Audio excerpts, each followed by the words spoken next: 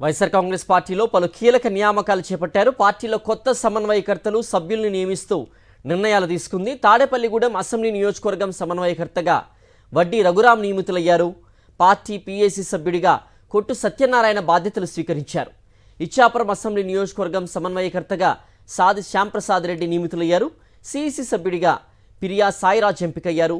Srikakulam parliament నియోజకవర్గం కోఆర్డినేటర్గా తమ్మినేని సీతారాం నియమితులయ్యారు.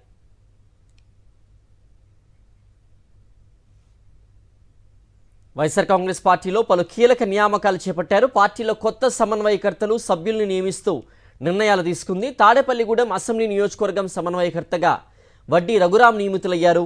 Party PAC సభ్యుడిగా కొట్టు సత్యనారాయణ బాధ్యతలు స్వీకరించారు. ఇచ్చాపురం అసెంబ్లీ నియోజకవర్గం సమన్వయకర్తగా సాది శ్యాంప్రసాద్ రెడ్డి నియమితులయ్యారు. సిఈసి సభ్యుడిగా పిరియా సాయిరాజ్ ఎంపికయ్యారు.